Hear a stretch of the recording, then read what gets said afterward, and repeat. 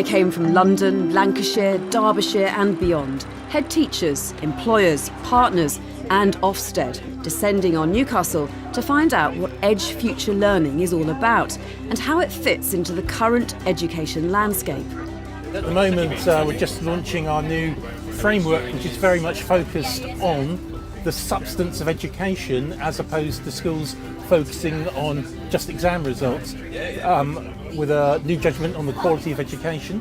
So this seemed like an example in my particular area, looking at enterprise, of something that's working to broaden people's experience. We're sponsored by an employer, so we have quite a few employer links and we've been doing some employer work and there's some amazing work going on, but I just need that overarching structure or model that I could hang everything on. This is no ordinary bus. On board are students from Norren High School in North Shields to explain their work with the local bus company, meeting members of the community, understanding local history and learning more about the transport industry along the way. I think it's fantastic, really. I think there's not enough engagement with schools, and I think this is a really, really good opportunity for us to be able to get into schools and to be able to let them know what's out there, really.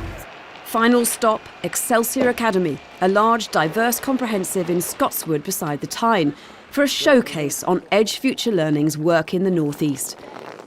Since September, Year 7 students have spent 3 hours a week on projects to try to solve challenging, real-life problems in their community.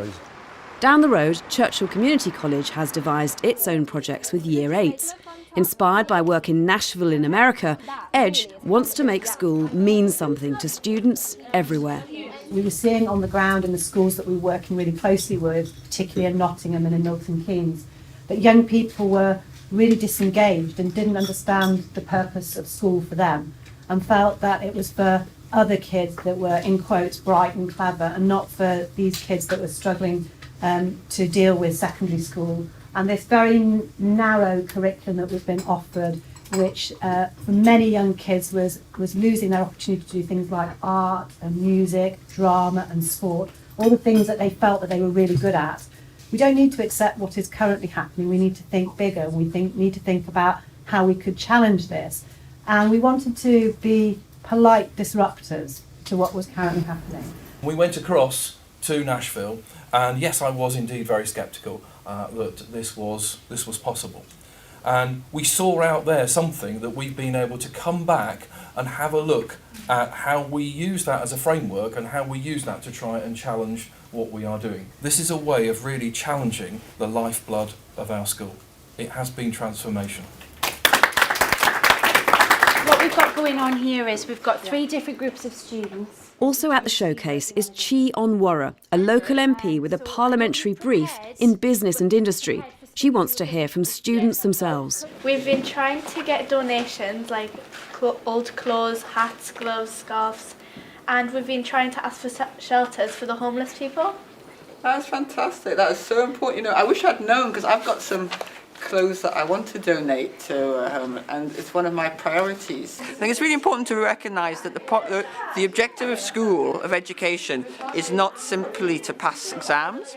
It's not just to produce workers. It is to prepare and educate young people for life and for the changes in society and to reach their full potential. And project-based learning, obviously, from what I've seen, has an important role to play in that. So how did you find the project learning? Is that a better way of learning for you? It was easy to understand, and it did challenge me at some points, so we tested what we knew, and I just liked coding it, and it was fun to do. Well, it's very impressive, and this project seems to be having clear learning objectives and assessing and tracking against them.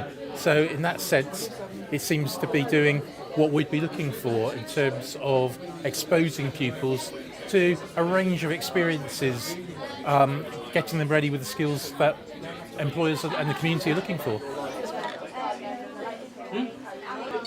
So it's to remind you to wash your hands in places like schools and hospitals, so people don't get as infected and germs, and attendance as well.